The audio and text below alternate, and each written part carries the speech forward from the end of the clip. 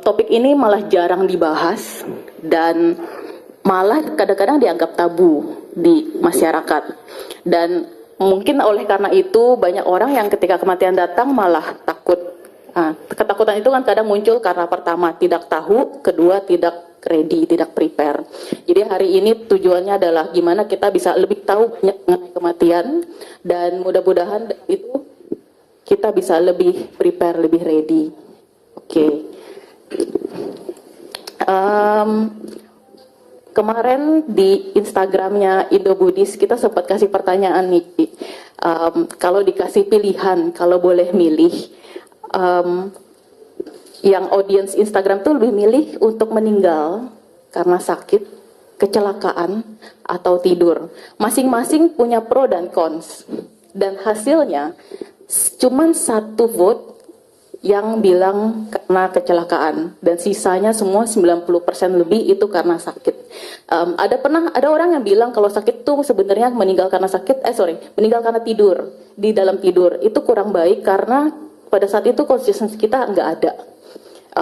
Tapi pro-nya ya nggak sakit dan mungkin cepat.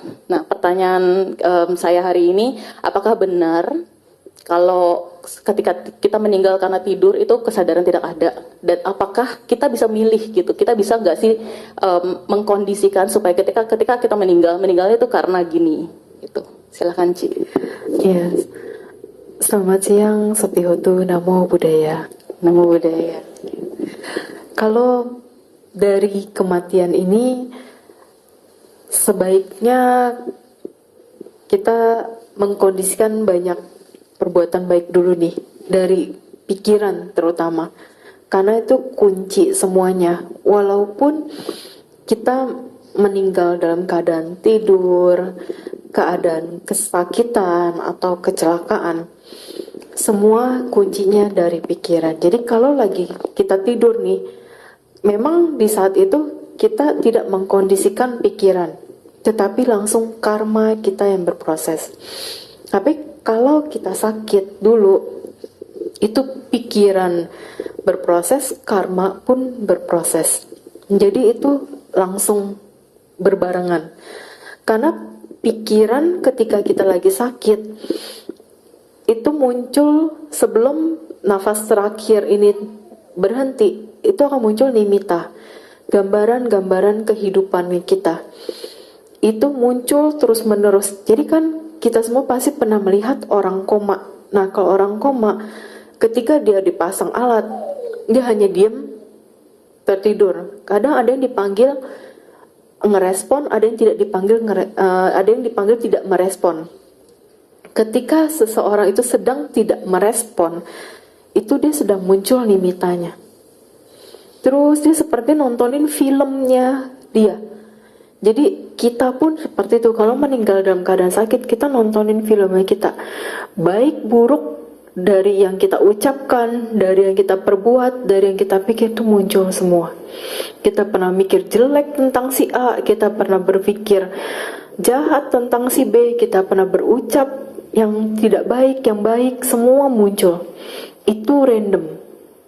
Dan itu sebenarnya lebih mengkhawatirkan, karena baik buruk muncul terus silih berganti sampai akhirnya ya alat yang dipasang ini sudah tidak terlalu berefek di tubuh kita. Jantung kita melemah, semua organ kita melemah, nafas kita mulai terhenti. Di situ pikiran mana yang nyangkut. Kalau pasang lagi yang bagus, ya enak, kita langsung ke alam surgawi karena udah pasti aman. Tapi karma kita mendukung gak di saat itu?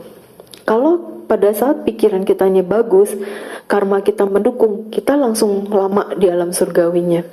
Tapi ketika pikirannya yang muncul buruk, tapi kitanya di perbuatan karma yang berbuahnya itu baik, itu hanya sekejap aja. Jadi kayak terlahirnya di alam peta, Nah, jarak berapa lama pas karma baik itu berbuah, saat itu juga bisa langsung pindah lagi gitu. Jadi peta langsung ke dewa. Begitu juga kebalikannya ya Ci, bisa ada yang di dewa lahir tapi cuma sebentar jatuh Lagi. Gitu. Jadi kalau di alam lain itu tidak stabil. Gitu. Begitu juga kita meninggal karena kecelakaan. Kita meninggal kecelakaan, ada yang pikirannya langsung histeris, panik. Nah, pikiran histeris panik ini mengkondisikan seseorang itu langsung ke alam peta. Terus karma berproses, gitu. Jadi prosesnya itu sangat cepat. Jadi kadang orang nggak ngeh persekian detik itu bisa langsung berubah. Jadi kadang sulit bisa misal nanya ke si A, oh ada di alam peta, tapi nggak berapa lama kemudian ternyata karma baiknya berbuah, dia tiba-tiba udah di alam surgawi lagi gitu. Nanti udah di alam dewa, ada kondisi lagi mana lagi, jatuh lagi gitu. Karena yang stabil dengan keadaan baik dan buruk hanya di alam manusia. Di alam lain, keadaan kita tidak stabil, kondisi karma kita juga tidak stabil, bisa jatuh naik gitu. Untuk mengkondisikan supaya karma baik itu terus bikin kita berlangsung lama di alam dewa, itu banyak aja atau banyak-banyak berbuat baik, atau adakah sesuatu yang bisa kita lakuin gitu Ci? Kalau untuk bertahan lama di alam dewa, di alam surgawi, tetap sih dari di manusia ini kuncinya itu di pikiran. Kalau kita tidak bisa mengendalikan pikiran ini dengan baik, maka di alam sana pun kondisi kita akan selalu nggak tenang, penuh kekhawatiran. Nah itu juga jadinya mengkondisikan kita jatuh terus ke alam peta. Nah sedangkan kita semua tidak ada yang mau terlahir di alam menderita. Kita semua maunya pasti bahagia setelah meninggal. Jadi kalau kita benar-benar mau bahagia, kondisiin dari sekarang, latih. Kenapa para guru dari aliran manapun selalu menyarankan untuk meditasi, baca parita, karena untuk mengkondisikan pikiran-pikiran yang positif. Itu. Kembali ke pertanyaan yang tadi, mungkin salah satu penyebab kematian yang orang-orang juga berusaha untuk avoid gitu kan, sakit lama. Karena pertama bertahun-tahun misalnya bedridden, kedua uang juga habis gitu kan. Tapi bisa nggak kita misal bertekad, kita bilang, oh saya nggak mau meninggal dengan cara seperti itu. Apakah itu bisa dikondisikan? Bisa. Dengan tekad kita bisa kondisikan, plus perbuatan baik juga. Karena kalau tekad tanpa perbuatan baik, ya percuma juga. Oke. Halo. Oke.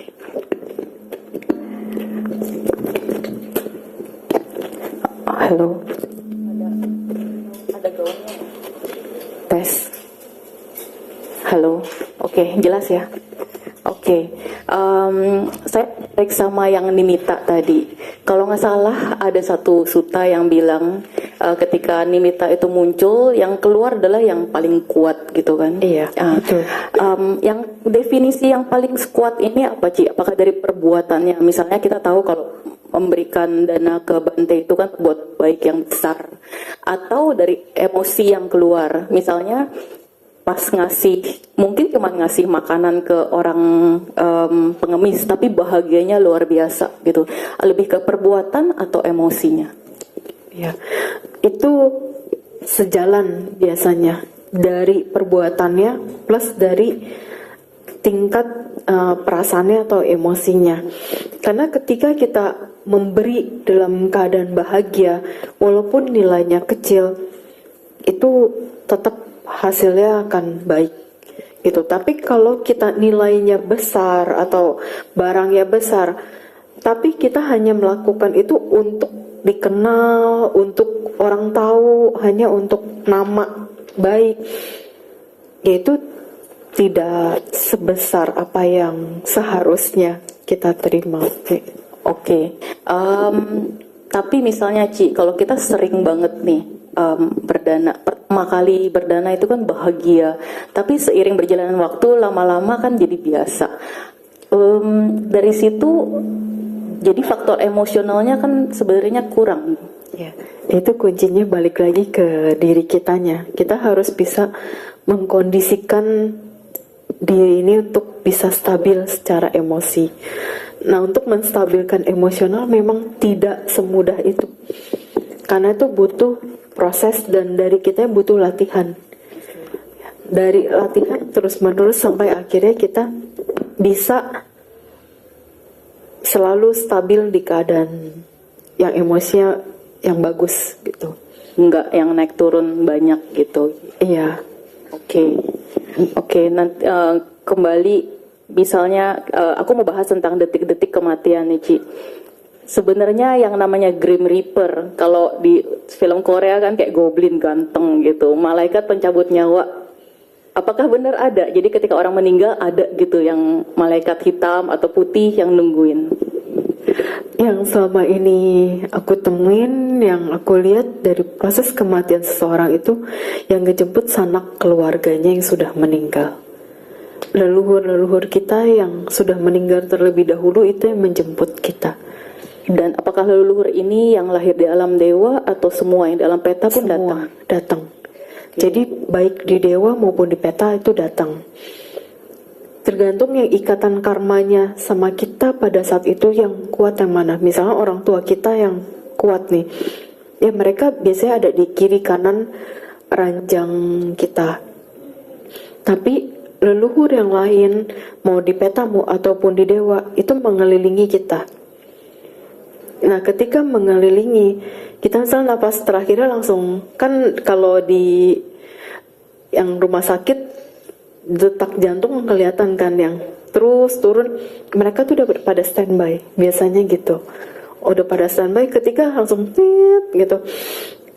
Si yang sakit langsung hembusin nafas terakhirnya, mereka memberikan penghormatan terakhir. Jadi langsung menunduk kayak menghormat setengah bungkuk gitu, menghormat jasadnya kita. Menghormat, setelah itu udah pergi masing-masing sesuai alamnya. Oke. Dan pada saat itu juga kita langsung lahir lagi sesuai dengan karmanya kita sendiri. Oke. Pikiran dan karma.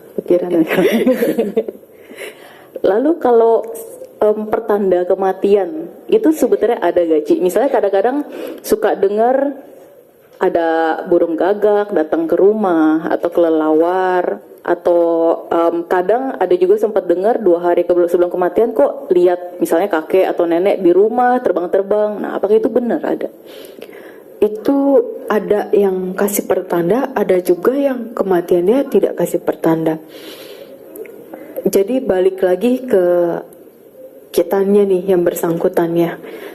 Kalau dari kitanya yang bersangkutannya, misalnya dari awal udah selalu berdoa, selalu bertekad, aduh semoga kematian saya tidak menyusahkan orang lain, semoga kematian saya lebih enak gitu loh, tenang. Itu bisa aja tiba-tiba sanak keluarganya ngelihat pertanda-pertanda yang aneh gitu. Dan si orang yang mau meninggalnya juga bisa merasakan dia udah gak lama lagi kayak gitu. Tapi ada juga yang sama sekali gak merasakan, keluarga gak tahu, dirinya sendiri juga gak tahu gitu. Jadi sebenarnya pertanda ini malah baik supaya orang bisa lebih prepare gitu.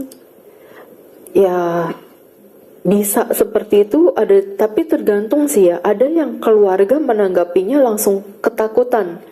Nah, ketika keluarga langsung ketakutan, itu akan jadi dampak yang kurang baik buat si orang yang bersangkutan yang akan meninggal, karena langsung khawatir kan. Dia jadi ngeliatin kok keluarga saya jadi pada khawatir, jadi pada gelisah, dan itu akhirnya menimbulkan kemelekatan. Kemelekatan itu bisa membuat dia jadi jatuh. Jadi sebenarnya pertanda ini kalau saya ngertinya benar, netral, nggak bilang baik, nggak bilang buruk, tergantung gimana kita menanggapinya. Iya. Oke. Gitu. Misalnya Ci, orang, misal keluarga yang meninggal tuh karena sakit, itu kan kadang susah ya, kita tahu kapan kita harus perjuangin terus atau kapan kita harus let go. Kadang-kadang kalau kita bilang ya udah let go, kesannya kan kayak kok mungkin masih bisa sembuh, kok di let go. Jadi kapan kita tahu gitu?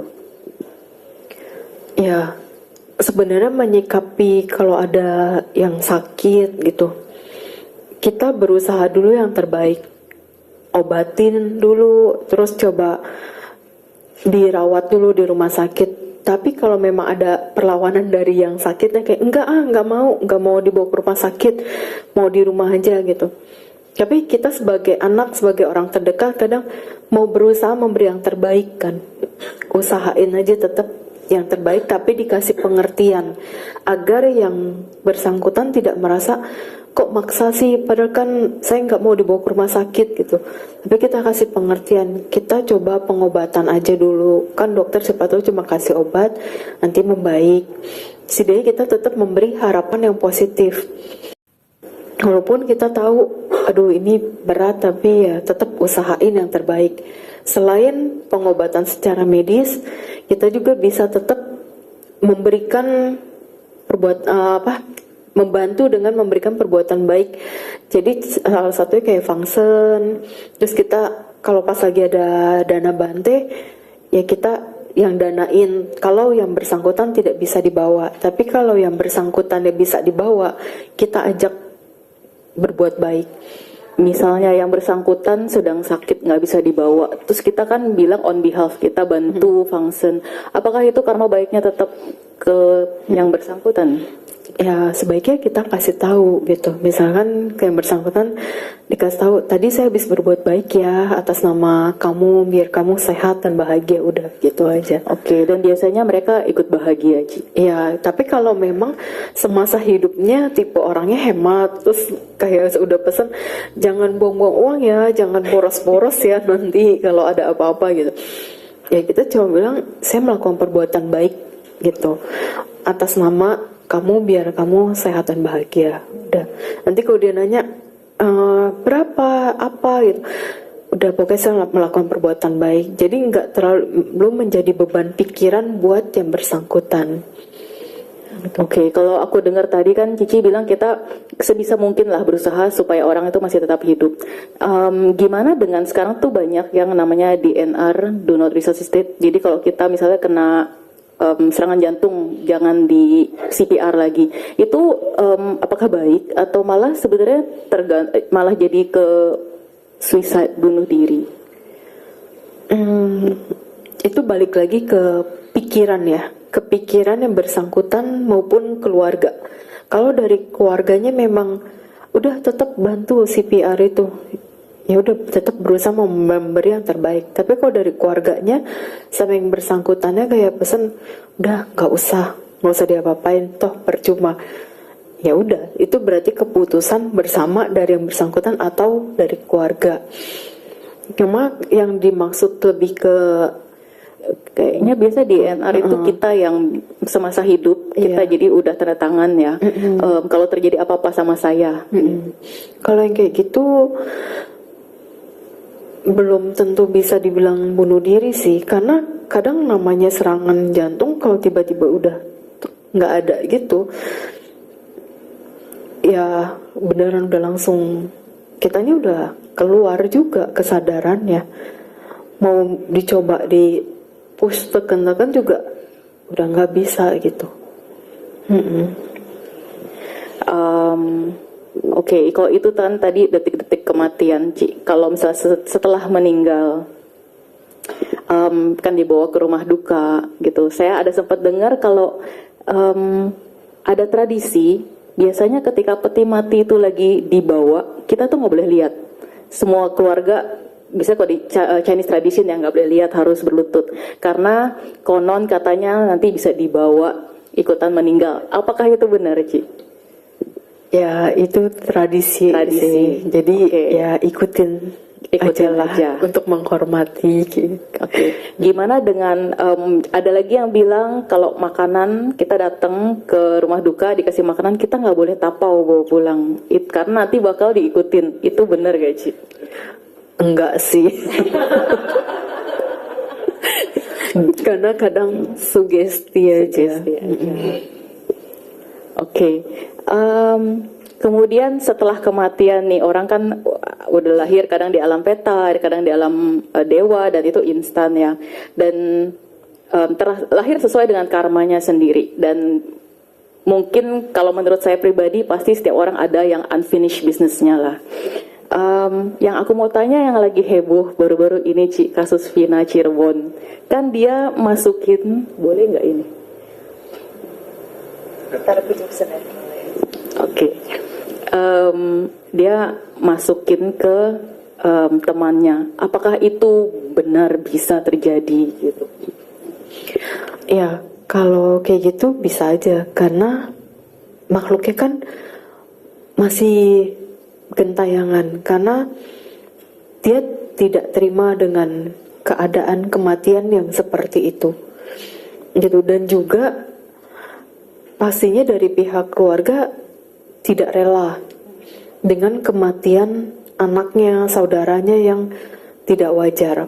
Siapapun, kita pun kalau ada keluarga yang mengalami seperti itu pasti kan mencari tahu gitu.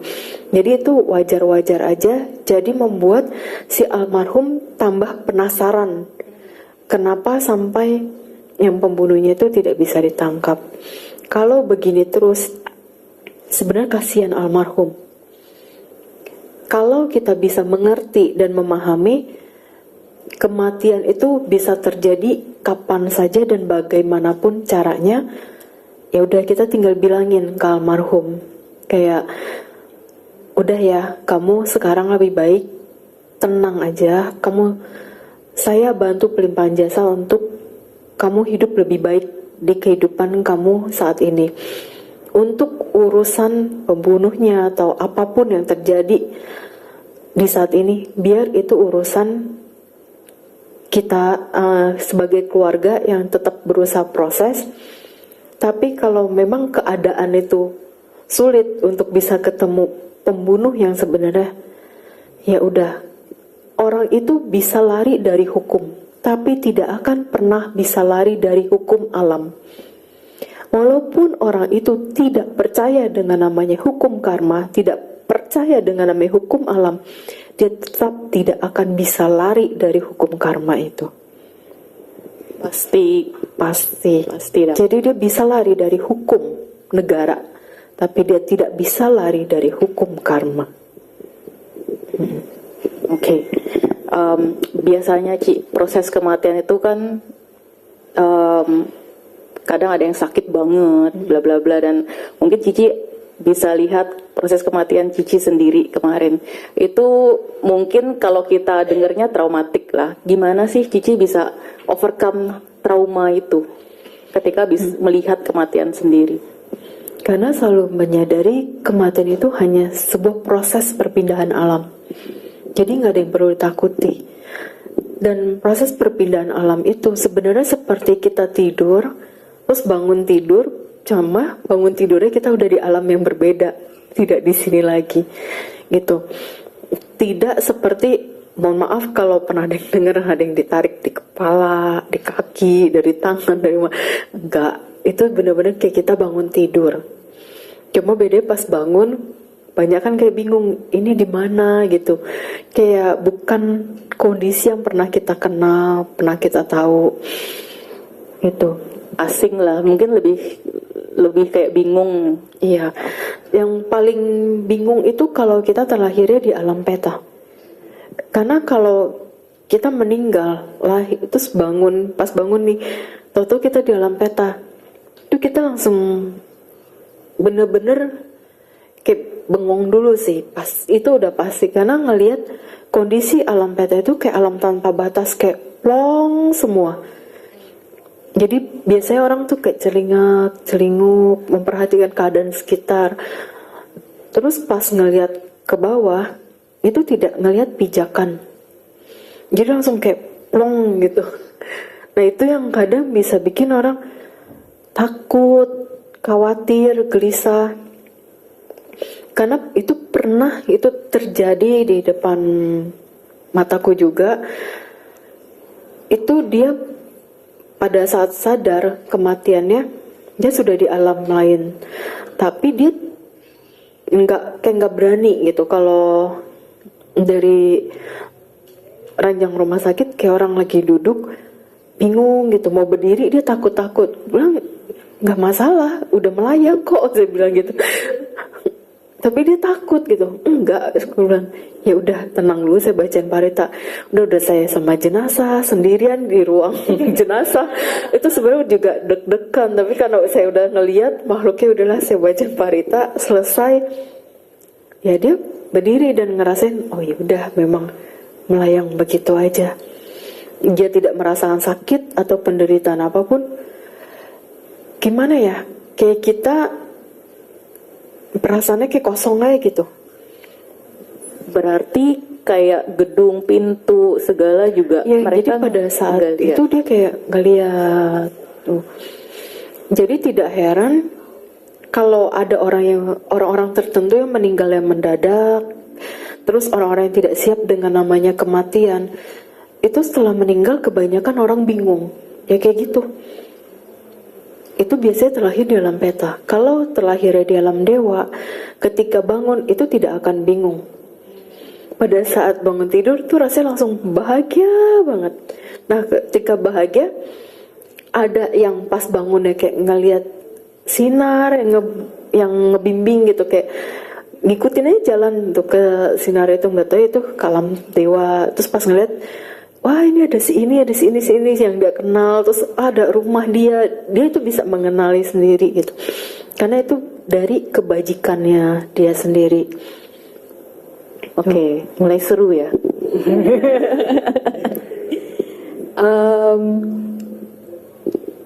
Oke, pertanyaan yang sempat di post di Instagram juga. Jadi ada yang nanya, saya tiap hari meditasi, Ci. Saya udah siap meninggal. Harta benda nggak apa-apa saya tinggalin.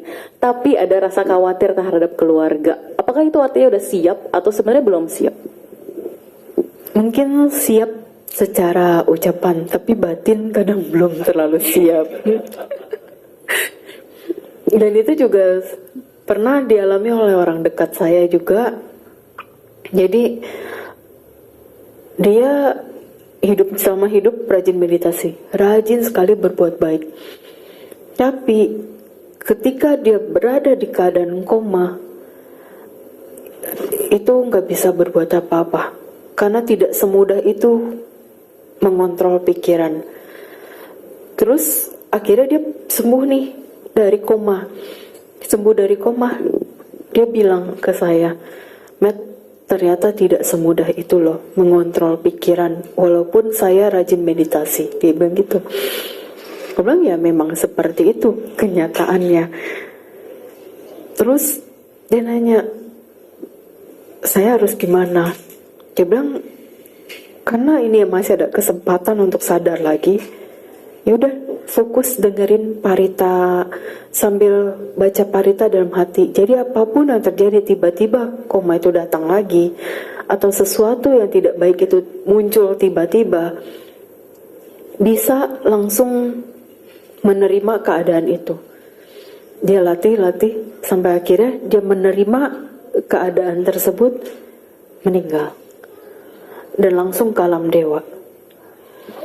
Ya, pada saat itu yang kedua kalinya dia udah bisa mengontrol. Iya, karena kuncinya selain pikiran nih, kita bisa menerima keadaan kita apapun keadaannya. Itu. Oke.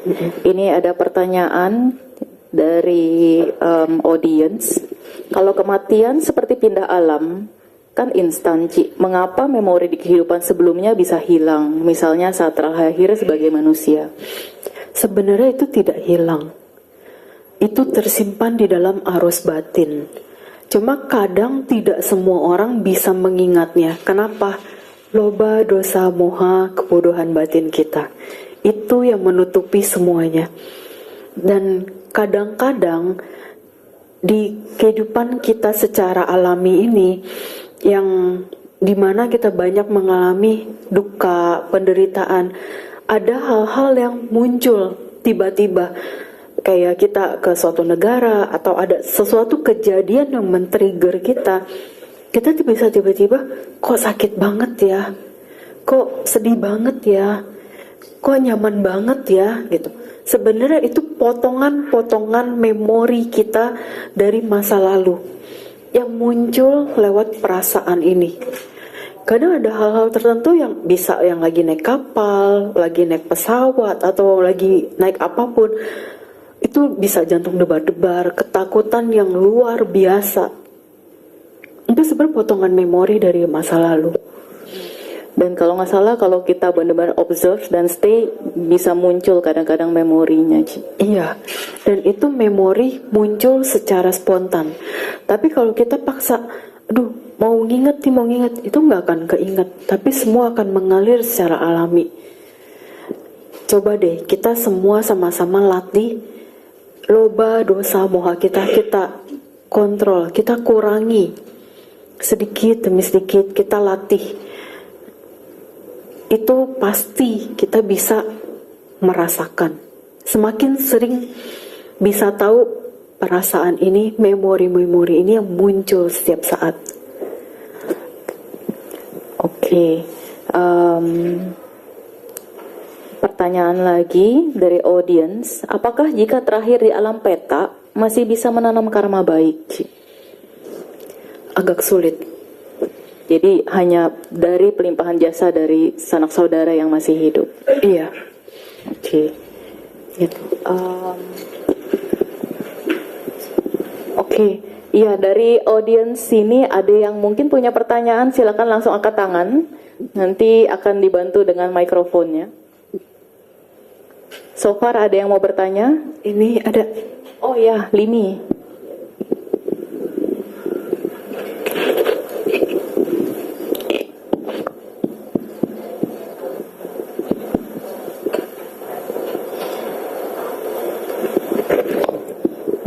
Namo Buddhaya, Cimeta. Iya, Namo Buddhaya. Makasih kesempatannya. Ini saya mau nanya, kalau misalnya dalam hidup sudah berlatih dhamma, meditasi, tapi di sekitar hidupnya itu masih kacau, terus meninggal gitu.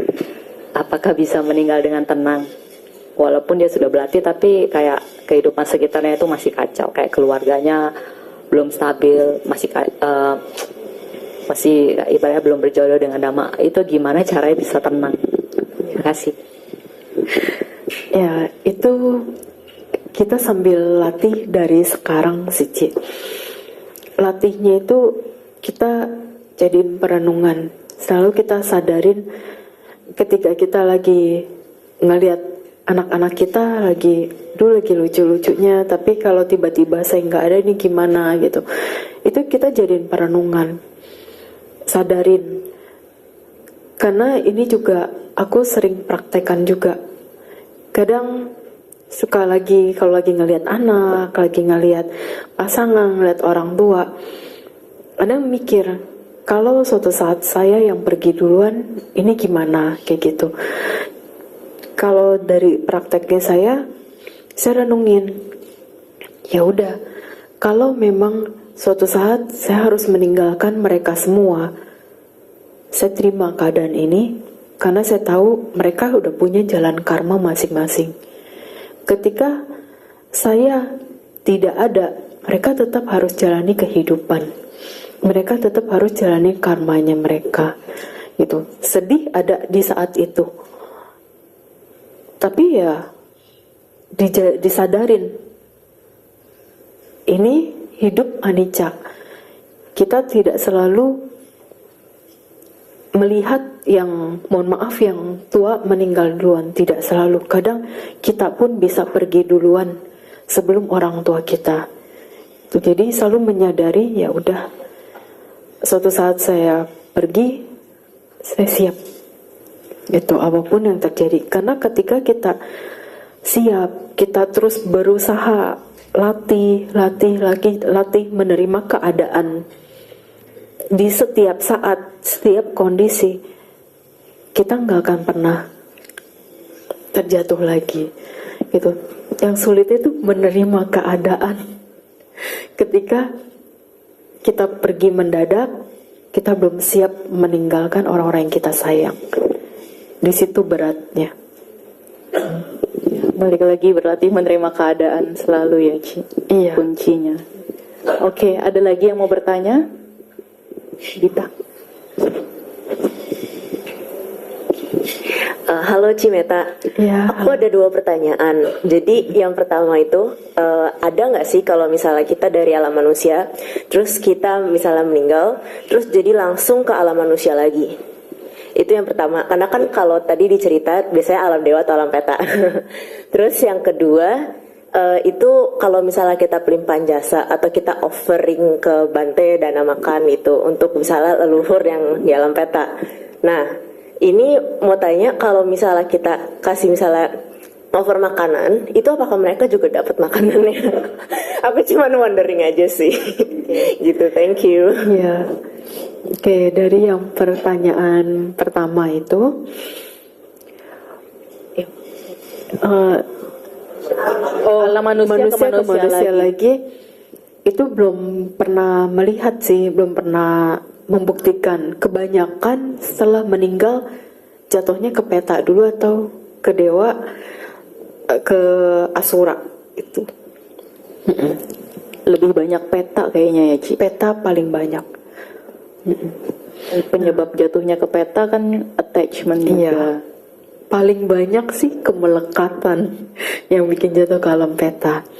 Terus dari pertanyaan yang kedua itu, kalau kita berdana makanan ke Bante, kalau leluhur kitanya terlahir di alam peta para datu nih yang memang membutuhkan limpahan jasa, kalau dia butuhnya makanan bisa spontan muncul di dianya makanan gitu, tapi tidak merubah makanan yang Bante makan. Tidak merubah, itu hanya muncul yang secara gaibnya aja. Tapi kalau yang tidak membutuhkan makanan, dia hanya merasa happy karena kita sudah melakukan kebaikan atas nama si almarhum tersebut. Iya. Oke, terima kasih. Ada lagi yang mau bertanya?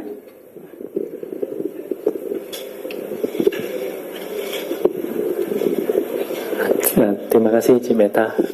Sangat berbahagia bisa berjumpa dan sangat berbahagia mendengar dhamma sharingnya. Saya ada pertanyaan, kalau misalnya dalam anggota keluarga yang mungkin mereka tahu bahwa satu harus membayar hutang karma pada kehidupan lampau, bagaimana caranya bahwa apakah salah satu dari mereka bisa menyadari bahwa oh ternyata saya harus membayar hutang karma terdahulu, jadi sering cekcok atau bagaimana, apakah ada cara untuk mereka mengetahui atau apakah mereka harus membayar sampai kehidupan ini selesai gitu, apakah ada yang kita boleh tahu atau kita lakukan. Yang kedua, tadi saya agak tertarik dengan tadi si Rika yang mengatakan bahwa seorang membuat DNR atau sebagian duno risasite. Saya mau bertanya karena maaf saya cerita sharing bahwa saya dokter dan saya berperan sangat aktif dulu pada masa saya belajar gitu. Ada pasien yang akan meninggal, ya kebetulan saya ada dokter senior, saya yang memutuskan ini DNR atau tidak, bukan keluarga yang memutuskan. Karena di dalam rumah sakit pemerintah dokterlah yang memutuskan, bukan pihak keluarga. Apakah kami yang memutuskan ini? Kami mendapat karma buruk ini sini. Tapi kami memutuskan berdasarkan medis bahwa ini, karena kalau kita terus melakukan resusitasi bahwa kita tahu bahwa ternyata akan gagal, satu akan menambah penderitaan, dua menghabiskan resources. Jadi kami melakukan ya dengan the best interest for patient gitu. Tapi apakah sharing karma gitu? Terima kasih Cimeta. Baik, dari pertanyaan yang pertama, kalau yang hutang karma ini menyadari, oh saya bayar hutang karma nih, ya udah kitanya yang berusaha menerima dan kita berubah dulu. Karena kalau kita menyuruh orang lain yang berubah itu tidak mungkin, karena kadang sulit untuk orang lain itu menerima. Jadi mendingan kita duluan yang berubah, kita yang memberi contoh, kita yang sabar duluan terhadap orang tersebut. Kalau kita berubah, kita yang sabar, kita yang memberikan contoh untuk orang lain, maka secara tidak langsung orang yang juga ada hutang karma, entah itu terhadap kita atau terhadap orang lain lagi, itu bisa mengikuti contoh yang baik. Dan akhirnya semuanya bisa berjalan dengan baik ketika bisa menerima itu, bisa kita bereskan di kehidupan ini, sehingga tidak membuat hutang karma baru di kehidupan berikutnya. Yang penting setelah semuanya membaik, jangan sembarangan mengucap janji. Kadang kita nih sudah berusaha berubah menjadi lebih baik, ternyata orang itu juga udah berubah jadi lebih baik, tiba-tiba langsung kita kayak tenang kan, seneng nih si A udah berubah lebih baik gitu. Kita bisa tiba-tiba yang nanti kita bareng-bareng lagi ya, nanti kita ketemu lagi ya. Nah itu kan janji, itu akan berjumpa kembali. Nah ketika berjumpa kembali, itu kan belum tentu di satu kehidupan setelah ini, bisa beberapa kehidupan setelahnya. Ketika bertemu beberapa kehidupan setelahnya, proses kehidupan ini, yang satu kehidupan setelah ini, dua kehidupan setelah ini, ketiga kehidupan, atau kapanpun sampai akhirnya ketemu kita, itu mereka semua juga mengalami proses ketemu dengan orang baru lagi, berubah lagi, begini dan begitu. Ketika ketemu kita, hubungannya tiba-tiba, loh kok si ini sifatnya begini ya, kok begini-gini, butuh penyesuaian lagi. Jadi biar kita nggak capek, udah nggak usah janji, jalanin aja karma yang berproses. Karena kalau kita dikit-dikit berjanji, pertama capek, kehidupan kita nggak ada selesainya. Terus kedua, kitanya jadi terus kayak secara tidak langsung berbuat karma lagi, berbuat. Kalau berbuat yang positif bagus, tapi kalau berbuat yang negatif kan jadi beban lagi buat kitanya.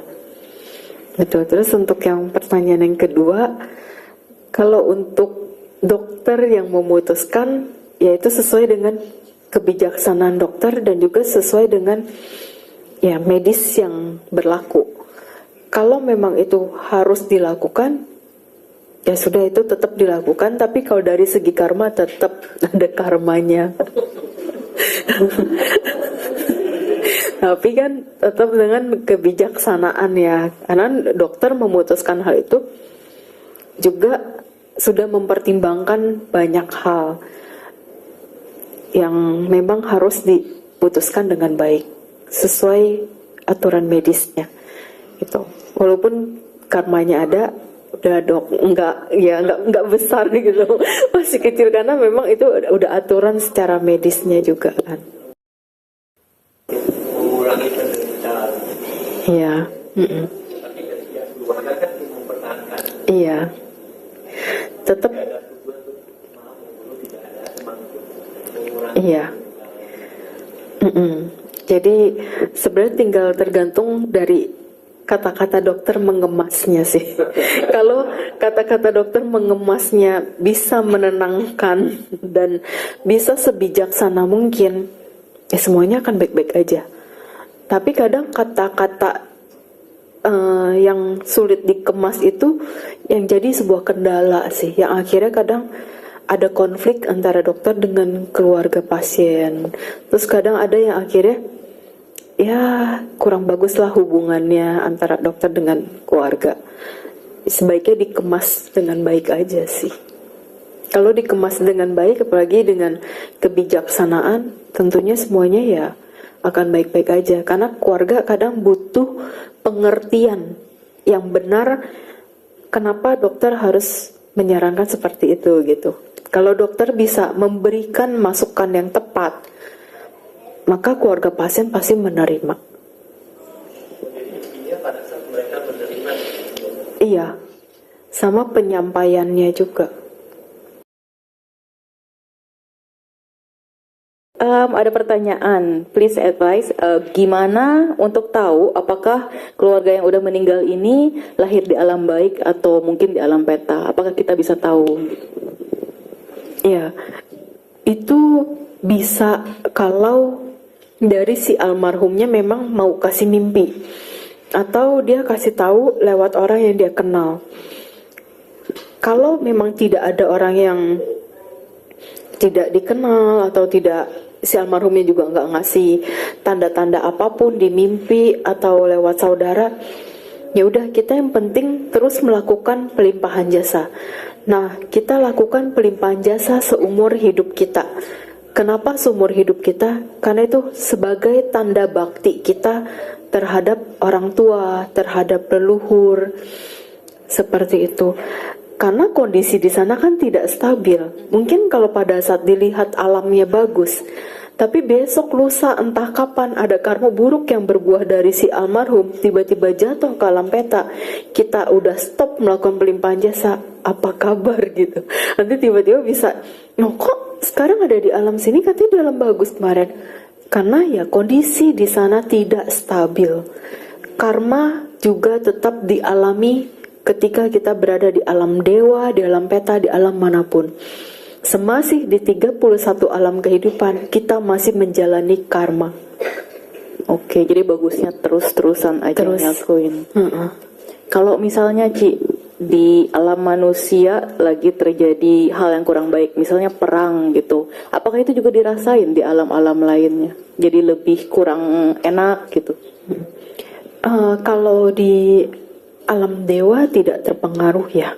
Kalau di alam peta mungkin bisa, karena ada makhluk-makhluk yang memang senang dengan pertikaian. Karena kan ada makhluk-makhluk peta itu mereka terlahir di alam sana karena ya dia terbawa amarah ketika dia mungkin pernah berantem atau segala macam, itu bisa terkondisi. Tapi bahayanya kalau sampai alam peta ikut terpancing, kemarahan-kemarahan yang terjadi di manusia itu membuat mereka bisa terlahir di alam neraka, karena kemarahan mereka menjadi lebih besar kan. Itu malah jatuh lagi, lebih dalam. Seperti yang kita pernah lihat kerusuhan-kerusuhan yang zaman dulu, itu ada orang yang bahkan bisa ngangkat kulkas sendirian, ngangkat sofa sendirian, ngangkat hal-hal yang kadang gak masuk akal ya, sendirian, yang pada saat penjarahan itu dia tidak normal. Karena pada saat itu pasti ada sosok yang ikutan, karena merasa satu server nih, satu emosional gitu, yang jadi bisa tiba-tiba seperti pas kerusuhan itu sebenarnya juga banyak makhluk-makhluk banyak, ya, Ci? itu banyak banget. Karena mengambil kesempatan, jadi tidak cuma manusia, ada makhluk lain mengambil kesempatan. Cuma kalau makhluk lain mengambil kesempatan di saat itu, mereka bisa langsung jatuh ke neraka saat itu juga. Oke, ngeri ya. Pertanyaan lagi, ada yang nanya, apa sih Ci yang menyebabkan manusia terlahir di alam asura? Yang aku pernah temuin karena sebuah tekad. Karena ada seseorang yang bertekad, saya kalau meninggal mau jadi raja setan. Ada, akhirnya meninggal ya beneran jadi asura. Selain itu, tapi kan pasti ada karma lainnya yang mendukung, Ci. Ya, ada juga yang lain itu, mohon maaf, yang suka belajar-belajar ilmu kebatinan untuk konotasi negatif ya. Itu bisa terlahir ke alam sana. Oke. Saya balikin lagi. Usman tangannya tinggi banget.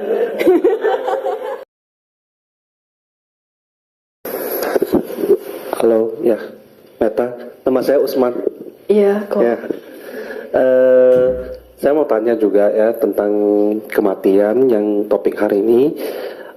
Kebetulan kemarin juga saya dengar berita yang ada influencer Malaysia ya, yang anaknya itu baru umur 3 tahun tapi dia bisa kayak buka pintu mereka kayak ceritanya kan mereka sewa resort ya, jadi dan mereka kelelahan, mereka tidur, tapi anaknya itu bisa buka pintu kaca sendiri terus keluar dan tenggelam di swimming poolnya gitu. Jadi sampai mereka bangun, mereka cari anaknya udah di dalam kolam renang gitu. Jadi aku jadi relate ke kayak apakah di suatu tempat yang angker mereka akan cari penggantinya gitu loh. Si anak itu kayak menurut aku mungkin didorong atau dipanggil main keluar gitu kan. Jadi akhirnya dia bisa jatuh ke dalam. Kan orang tuanya lagi tidur, tapi anaknya kok bisa keluar gitu kan. Jadi aku kayak mikir ada sesuatu di situ, resort gitu kan. Biasa kan angker. Jadi biasa di tempat yang kayak gitu, apakah memang di penunggu di sana itu harus cari orang pengganti dan dia baru bisa pergi tumimba lahir lagi? Ada nggak kayak gitu? Oh, kalau untuk pengganti seperti itu sih nggak ada. Biasanya ngajak. Karena kalau anak kecil itu kan cenderung bisa ngeliat ya, masih bisa gampang melihat makhluk-makhluk yang tak kasat mata. Jadi ketika anak kecil itu merasa dibangunin, biasanya anak kecil tidur, kalau ada yang bangunin dia kupingnya peka, dia bisa langsung terbangun. Terus kalau ngelihat kayak ada yang panggil-panggil, dia bisa samperin, gitu. Dia samperin dan dia ngelihat itu mungkin orang yang dia kenal, dan juga pastinya seseorang itu bisa ngajak atau ngikut juga ada kaitan karma. Jadi si anak kecil itu merasa kenal dengan yang ngajak, ya dia ikut, dan akhirnya kejadian itu. Tapi bukan gantiin lah, emang Iya. supaya temenin dia di situ mungkin. Iya, tapi memang kadang ya nggak semua kolam renang sih itu ada penunggunya. Karena pernah ini dialamin juga, berenang di salah satu hotel itu kayak sekitar maghrib mungkin ya. Itu ada ngeliat sosok kayak baju putih melayang di dalam air, itu sempet narik kaki saya sih, langsung kaget kan. Pas ngeliat, sosok itu udah langsung udahan. Emang ada yang seperti itu. Apakah rata-rata di kolam renang tuh ada? Saya nggak bilang semua. Iya. Rata-rata. Enggak juga sih. Oke. Kalau saya pernah dengar toilet umum, Ci, katanya banyak. Oh, itu nggak heran. Oh, nggak heran. Itu di mana-mana banyak, di sekolah, di kampus, di rumah sakit, apalagi rumah duka. Mungkin karena toilet tuh kotor ya, jadi Karena banyak makhluk pemakan kotoran. Jadi kalau yang, mohon maaf, jorok-jorok di kamar mandi, itu udah siap-siap lah. Makhluk itu demen banget dengan hal-hal yang jorok-jorok. Jadi dia ya makan kotoran-kotoran. Mohon maaf lagi dari pup kita, dari air liur kita, dari darah yang kita buang sembarangan, kayak gitu-gitu sih. tapi pengaruh nggak sih ke kitanya? Misal kita lagi jadi takut kan ke toilet umum sekarang. Kalau kitanya nggak jorok nggak usah takut sih. Oke. Vina.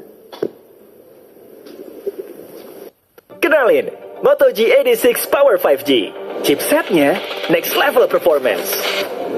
Bisa on terus sampai 41 jam.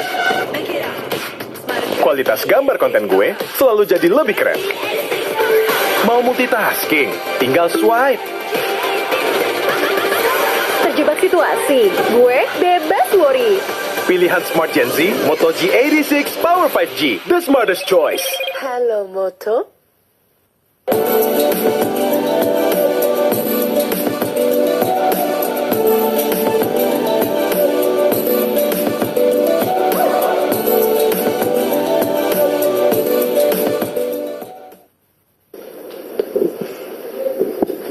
Namo Buddhaya, Cimeta. Ya, ini mau nanya, kadang-kadang kan ada dibilangin kalau misalnya meninggal yang sudah jadi abu terus sebarin di sungai atau di air, ada yang bilang katanya arwahnya itu malah jadi stuck di dalam lautnya, itu nggak bisa lepas gitu. Soalnya ada satu teman yang dimimpiin, oh karena abunya dibuang situ, tolongin aku dong, aku nggak bisa keluar gitu loh, aku masih di sini gitu, dimimpiin gitu. Itu biasanya kalau si almarhum melekat dengan jasadnya. Kalau kita meninggal melekat dengan fisik kita ini, ketika kita meninggal jadi abu atau kita meninggal dikubur, kita stucknya di tempat yang terakhir kita ditaruh. Kalau yang kita melekatnya terus ternyata dikubur, kita merasa jadi kuburan itu rumah kita. Ketika kita melekat dengan jasad kita, kita dikremasi, terus abu kita dilarung semua di laut, kita merasa kita tinggalnya di laut gitu. Jadi dihindarilah kemelekan terhadap tubuh ini, jasad ini, karena kalau enggak bahaya kitanya sendiri.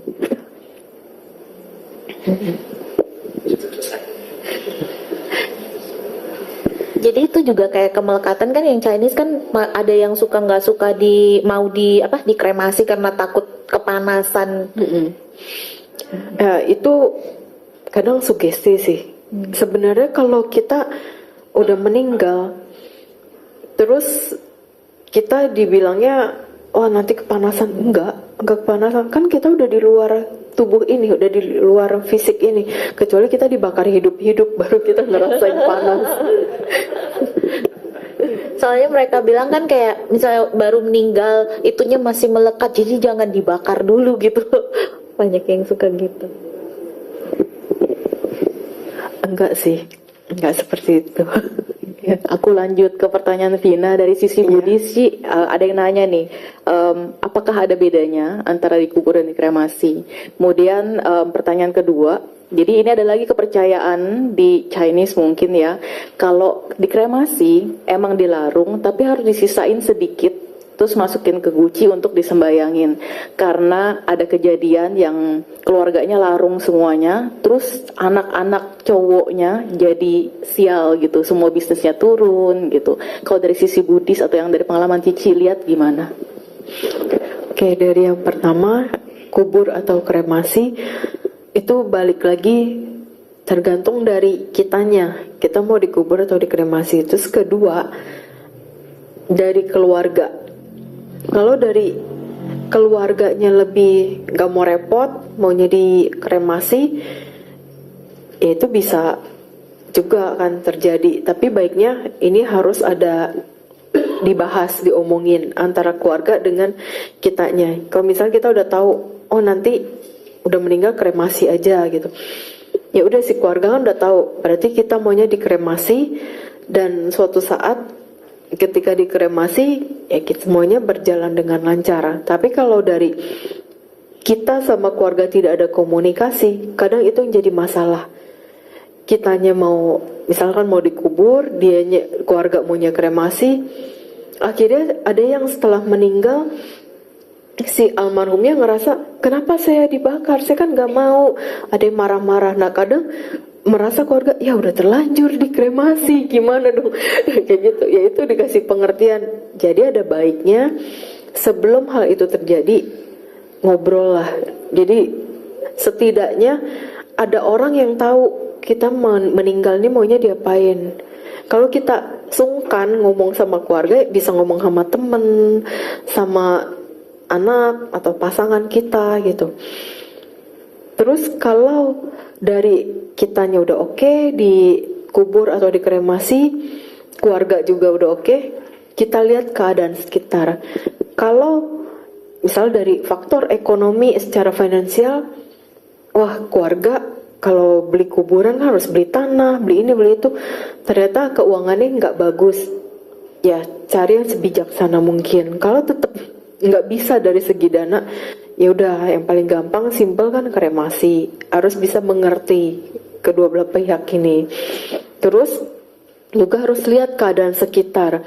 Selain tanah, lihat juga lingkungan ini lebih banyak di kremasi atau dikubur. Kalau memang dari lingkungannya kebanyakan di kremasi karena mau simple, nggak mau ada masalah, lanjut. Tapi kalau memang ada yang alasannya biar dikenang, biar anak cucu tahu, ya silahkan dikubur. Yang penting finansialnya mendukung.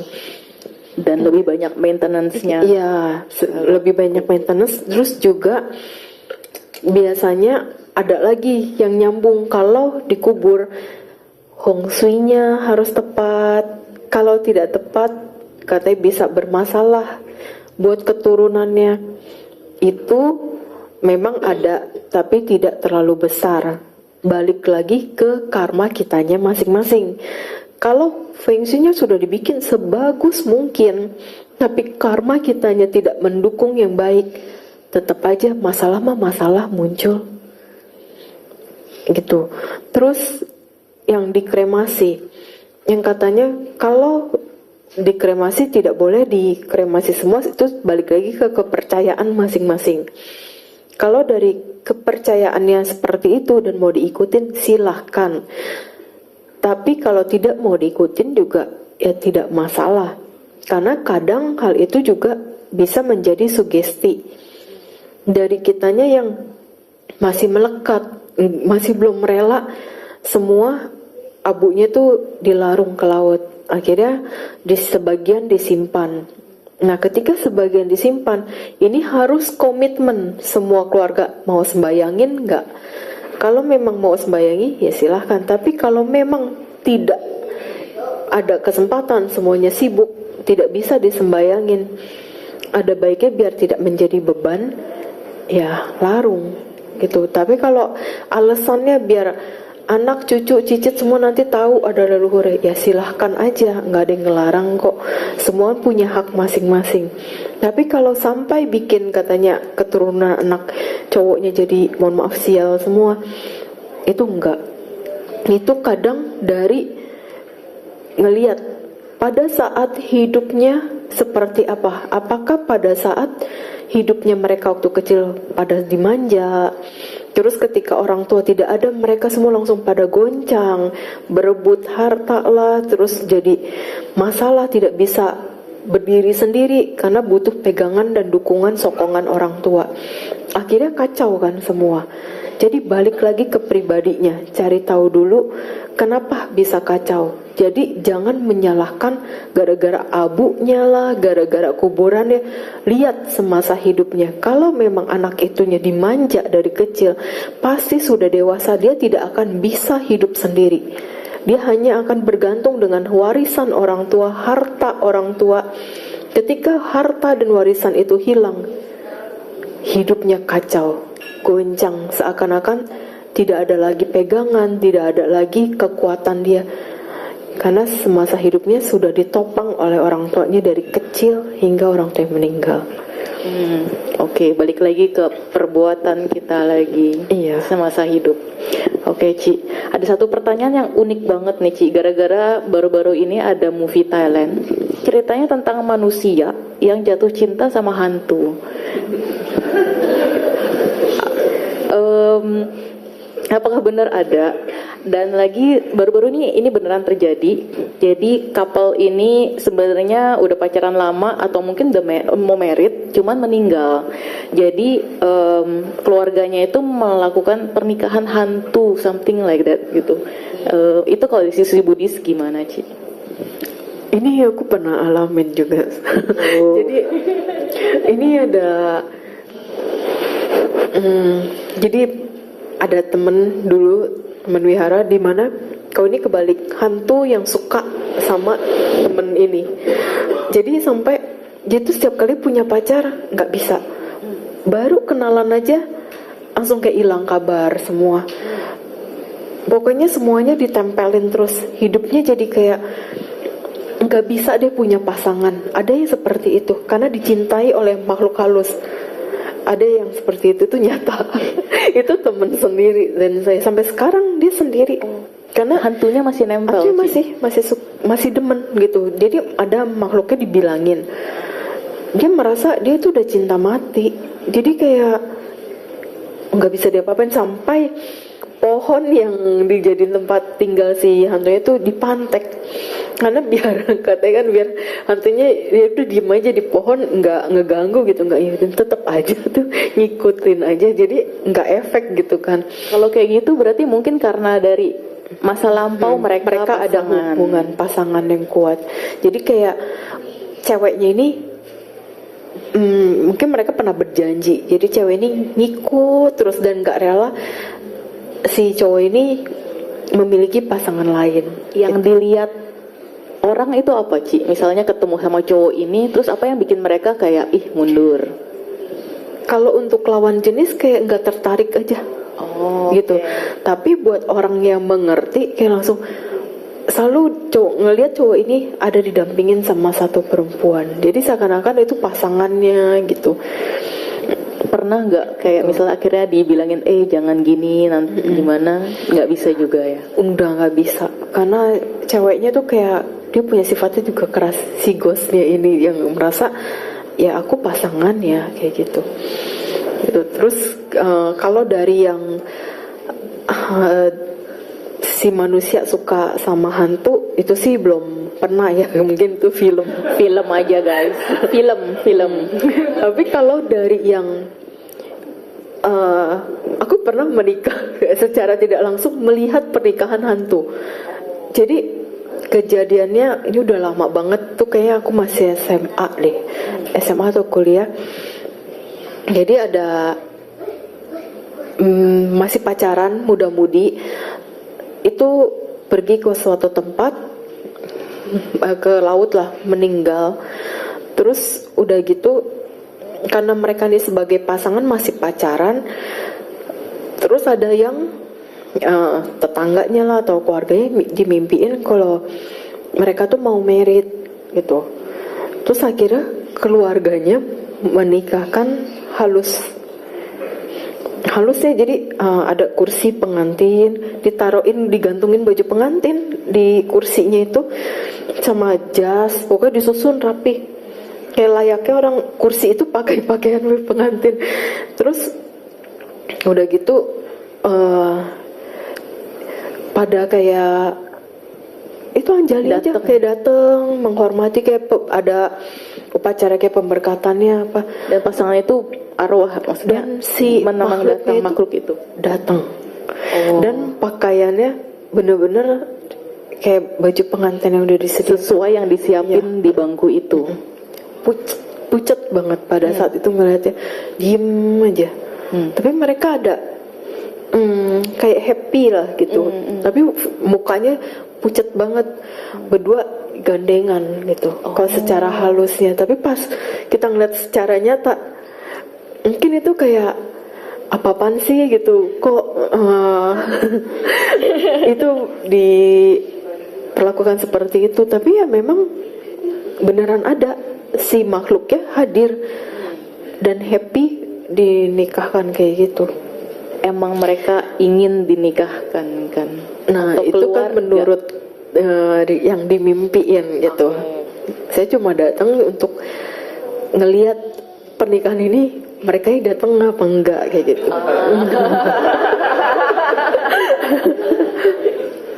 Tapi memang ada, ya unik lah kayak gitu. Terus setelah itu acara selesai, ya mereka istilahnya ya couple di alam itulah. Ya sebenarnya udah setelah itu, terus kan keluarga tetap terus lakukan pelimpahan jasa, udah ke alam dewa. Ya karena ikatan cinta mereka kuat ya, di sana juga tetap memang bersama sih, gitu. Karena ada orang yang kayak udah hidup semati nih di alam manusianya, tapi setelah meninggal di sana jadi teman. Ada yang setelah meninggal di sana jadi saudara, tidak selalu tinggal serumah gitu. Yang benar-benar ada serumah itu ikatan karmanya kuat, dan mereka selalu melakukan kebajikan apapun bersama-sama. Jadi ya selalu bersama sampai di alam surgawi pun kayaknya. Oke, yang nonton Thai movie kejawab ya. Oke, saya balikin lagi ke audience.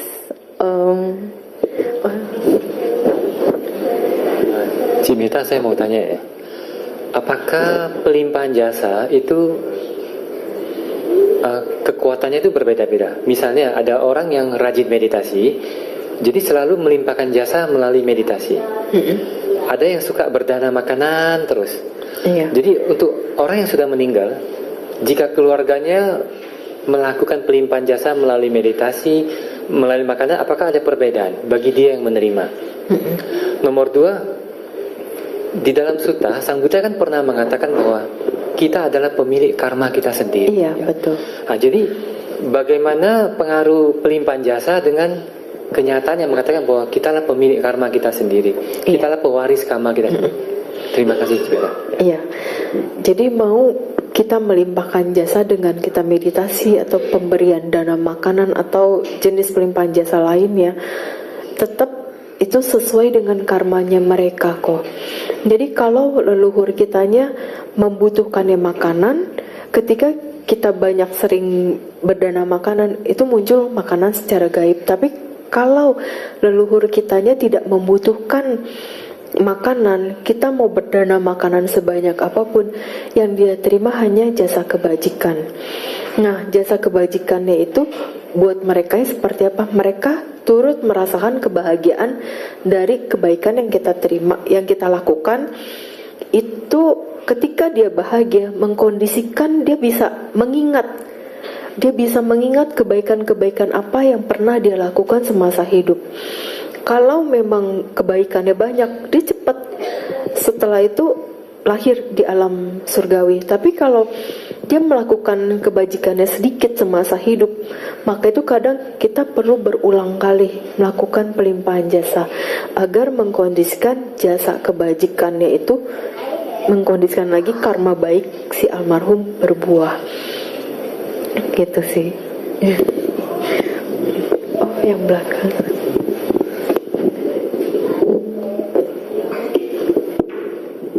Ya, selamat siang, Cimeta. Saya mau nanya, waktu itu anak saya yang paling kecil tuh 3 tahun sakit.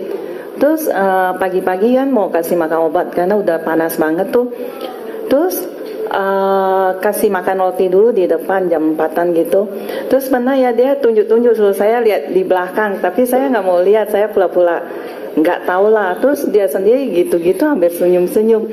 Berarti kalau lihat, misalkan ya ada makhluk itu, kalau dia hampir senyum-senyum sama anakku, berarti itu makhluknya itu bukannya yang jahat ya kayaknya. Iya, biasanya dari makhluk baik, makhluk surgawi bisa juga. Oh, oke. Biasanya kalau makhluk peta pada Gak suka mungkin takut senyum sih. ya. Iya. Oh, oke. Terus apa yang harus saya lakukan? Kalau misalnya surgawi, berarti dia udah hidupnya senang dong. Berarti kita nggak perlu pelimpahan jasa atau apa gitu. Kalau bisa sih kita tetap lakukan pelimpahan jasa ya, Ci. Karena kan yang tadi ku bilang, alam di sana tuh nggak stabil. Kalau tiba-tiba ada kondisi karma buruk dia berbuah, dia jatuh alamnya, pelimpahan jasa itu tetap bisa membantu mengkondisikan karma baiknya lagi untuk berbuah. Oke. Terus yang kedua, dulu waktu masih SMP gitu ya, kan mimpi gitulah. Mimpi kalau misalnya saya tuh jago banget bahasa Inggrisnya gitu. Mungkin secara tidak sadar, bawah sadar kita mungkin kehidupan yang lalu pernah lahir di negara mana yang bahasa Inggris. Tapi kenapa di kehidupan sekarang waktu SMP kok nggak jago bahasa Inggris gitu? Iya, itu hanya memori yang muncul gitu. Tapi kalau Cece praktekin lagi, Cece belajar lagi, bisa lebih cepat untuk lebih pandai gitu. Cuma kan pada saat mungkin masa-masa SMP itu ya masa-masa yang lagi malas-malasnya belajar kan biasanya. Jadi munculnya ya bukannya jago, malah kayak banyak hambatan di bahasa. Terus yang mau nanya lagi, satu lagi, saya kadang ya suka mimpi, bukan suka sih. Kalau misalnya nih bermimpi ada peti mati gitu, biasanya bukan kadang sih, suka ada keluarga yang meninggal gitu. Itu nggak tahu yang ada yang kasih tahu atau memang insting kita. Pernah ada suatu kejadian gitu, awal tahun, mimpi juga peti mati gitu. Terus ternyata cuma nggak tahu siapa yang meninggal. Terus kan saya kayak ada yang nanya siapa yang meninggal. Oh itu suaminya Ango. Tapi dalam mimpi pas bangun, Ango siapa ya? Kok bisa kasih tahu nama Ango? Nggak kepikiran kalau bisanya itu mertua laki sih. Iya kan, mertua mama kan namanya Ango. Cuma nggak tahu kalau bisanya dia ngomong, nggak kepikiran kalau Ango itu mertua mama gitu, mertuanya suami gitu. Terus kirain Ango teman saya gitu. Pas bangun, Ango siapa ya? Oh mungkin Ango yang itu kali ya. Iya, cuma untuk yang keadaan ini, apakah itu insting atau emang sering dikasih pemberitahuan gitu? Nggak tahu juga. Itu kan lebih ke pertanyaan pribadi ya, Cik. Itu nanti aja setelah acara ya, karena kita bahas yang umum dulu. Ya, sorry ya, Cik. Iya. Oke, aku balik ke Menti dulu dari YouTube. Ada pertanyaan, Ci. Kita udah bahas tentang, sorry sebentar. Tadi bahas tentang jatuh cinta ke alam hantu. Kalau sekarang balik ke alam hewan, Ci. Mau tanya, apakah kalau alam hewan bisa terlahir ke alam yang lebih baik? Dan bisa nggak sih kita mengkondisikan supaya pets yang kita sayang banget gitu untuk bisa meninggal dengan baik? Apakah kalau misalnya bacain parita ke hewan tuh mereka ada efeknya gitu, Ci? Ya, kalau untuk binatang itu bisa ke alam lebih baik, tapi itu dia butuh karma baik yang besar banget. Terus harus ada kondisi karma lampaunya yang besar, itu yang positif, yang baik berbuah. Kalau tidak ada kondisi juga sulit.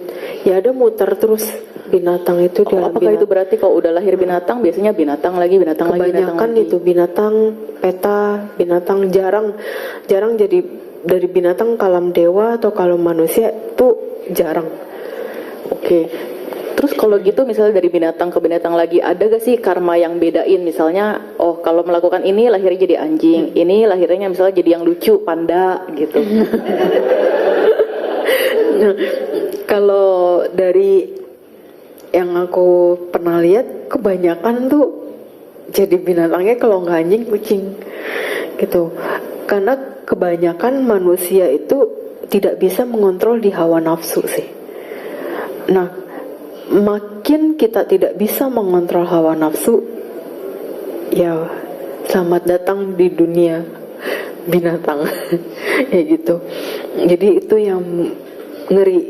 Jadi untuk binatang biar bisa terlahir di alam yang lebih baik, ajak mereka untuk berbuat baik.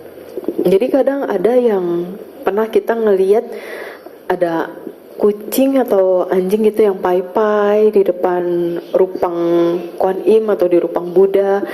Nah itu secara tidak langsung dia kan sudah diajarkan untuk berbuat baik.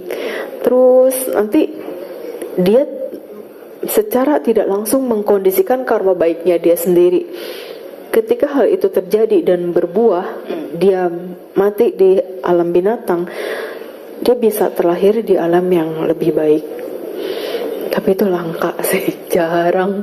Kebanyakan binatang yang muternya muter terus ya, di alam bawah. Oke. Tadi ada pertanyaan lagi dari Usman.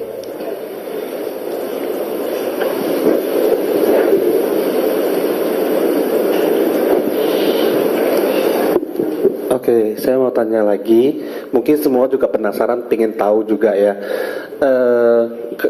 Aku sering kejadian kalau ditindih gitu ya. Jadi ketindih itu beneran kita Kan kalau logikanya kadang orang kan bilang ada, kalau dari kedokteran bilang capek jadi menimbulkan kita mimpi yang buruk gitu-gitu kan. Tapi dari masa kecil aku kalau kadang capek mimpinya itu beda, kayak mungkin kamu ketinggalan ujian atau apa, masuk sekolah tanpa sepatu, itu baru kayak kecapean ya Kak, atau stres gitu. Tapi yang mimpi, saya bisa bedain mimpi yang diganggu sama mimpi yang kecapean. Terus dari kecil gue sering ada mimpi kayak gitu. Terus kalau ke tempat lain juga kadang nginap di penginapan yang masuk, tapi aku nggak terasa kayak ada apa-apa. Tapi kalau tidur bisa merasakan. Terus waktu ke India ya, terus aku ditindih, terus itunya keluar kan, dia bahasa India, gue bisa ngomong bahasa India juga, balas dia. Bukan bahasa Inggris saja, aku bisa bahasa India, tapi aku ngerti aku ngomong apa, aku ngerti dia ngomong apa juga gitu loh. Dia bilang, kamu bacalah doa kamu, aku nggak takut sama kamu. Dia bilang, bacalah parita-parita suci kamu. Dia bilang, aku nggak takut. Terus aku baca sampai aku bisa bangun gitu kan. Terus waktu di mana ya, di Vietnam juga diganggu kan, juga ada dia membalas gitu pakai bahasa dia juga mungkin ya, dalam mimpi kan remang-remang ya, tapi aku juga bisa balas, aku bisa ngerti, dia bisa ngerti juga. Jadi sering diganggu itu, apakah itu capek atau bener ada kayak gitu diganggu, ditindih. Jadi kadang kan kita mimpi ditindih ya, kita teriak, kita bicara, tapi sebenarnya kita udah bangun, tapi bangunnya masih di dalam mimpi. Mimpinya udah bangun lagi, masih di dalam mimpi gitu. Gak bangun-bangun tapi jadinya. Iya gitu. Oke, mungkin in short pertanyaannya, apakah ketindihan atau di Indo erep itu beneran ketindihan, atau kalau secara medis ya kecapean aja? Ketindihan itu memang benar ada sih. Jadi itu kalau ketindihan kadang makhluknya memang duduk atau dia berdiri di badan kita kayak gitu. Terus secara halusnya ada yang mungkin muncul di mimpi, tapi ada yang dia nggak bisa muncul di mimpi, tapi ketika dia mau bangun kayak nafas tuh makin lama makin pendek, makin susah, tapi kita nggak bisa gerak. Ada juga yang semacam seperti itu. Jadi ketika hal itu terjadi, ya langsung bilang aja sesuai doa yang kita ingat gitu. Kalau ingatnya Budo, ya sebutnya Budo, atau langsung baca parita yang bisa kita ingat, atau damo, sanggo kayak gitu. Budo, damo, sanggo. Itu yang paling simple. Tapi kalau bisa ingat parita panjang ya bagus. Umumnya sih di Arab nggak bisa ingat parita lengkap gitu.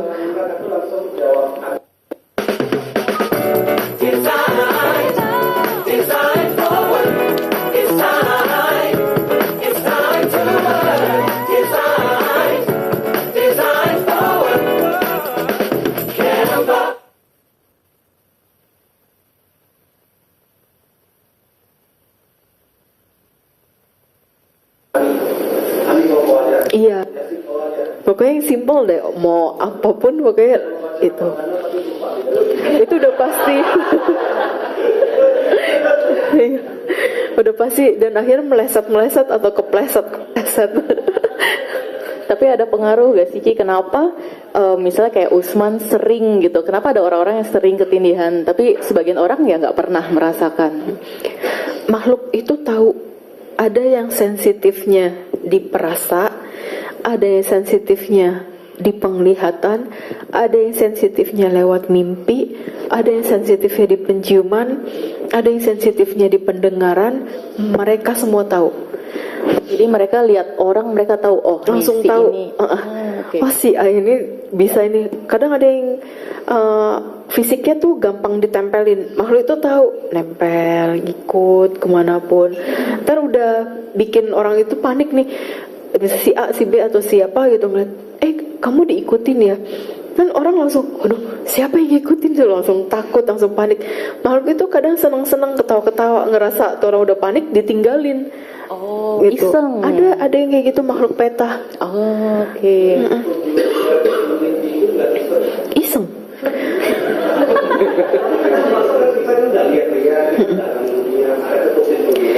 Iya, iseng. Iya, bisa iseng kayak gitu kok.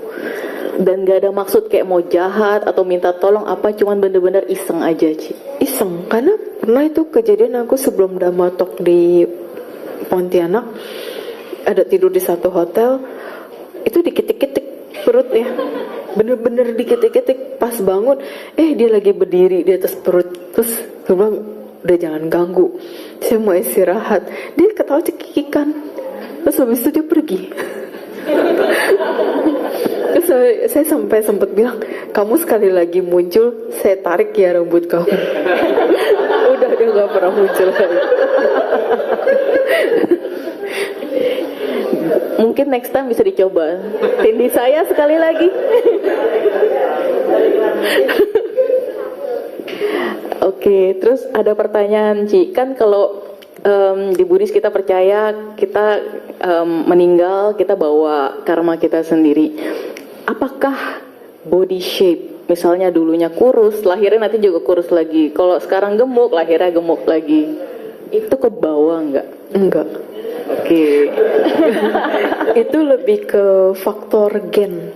Oke. Itu pertama, tapi ada juga yang dulunya dia hidupnya kelaparan sekali. Tapi karena dia merasa kelaparan sekali, sebelum meninggal dia bisa mengucap, nanti kalau sampai lahir lagi aku mau hidup yang makannya enak, saya mau makan yang banyak, makan enak. Itu bisa, karena itu jadi sebuah tekad next life ya. Dia bisa terlahir di keluarga yang terkondisi, ya hobinya makan, dan akhirnya dia jadi senangnya makan ya, sampai akhirnya bisa kayak gitu, gemuk. Iya, gemuk banget. Tapi kalau tekad kayak gitu, apalagi kuat kan sebelum kematian, bisa nggak sih, Ki, kalau misalnya kita sadar dan kita lepas ya? Kalau enggak kan kehidupannya lanjut terus kayak gitu. Iya, bisa. Oke, nah yang tamjak. Oke, ada lagi pertanyaan dari hall. Oh.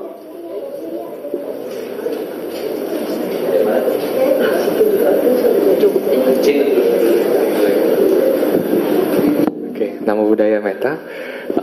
Saya mau tanya, tadi kan kita sempat bahas tentang kalau misalnya orang udah mau meninggalkan, itu kan untuk leluhur yang mengunjungi dia.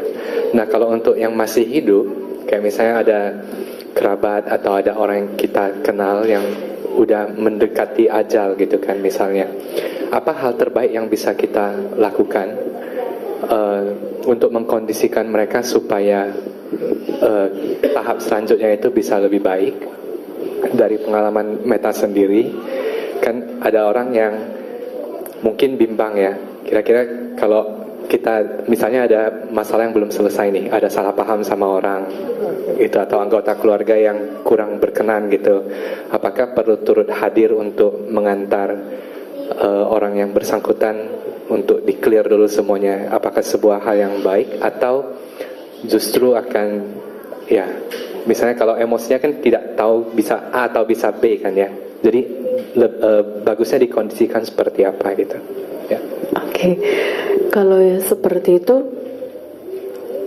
baiknya dari kitanya ya sebagai keluarga ya, yang mengetahui kalau si A ini mau meninggal, kita kasih tahu memang orang-orang yang berkaitan dengan dia, maafin ya si A ini kayak gitu, udah jangan ada dendam lagi gitu. Apalagi kita tahu kalau si A ini misal bermusuhan sama si B, ya udah kita bilangin, udah ya sama-sama ikhlasin.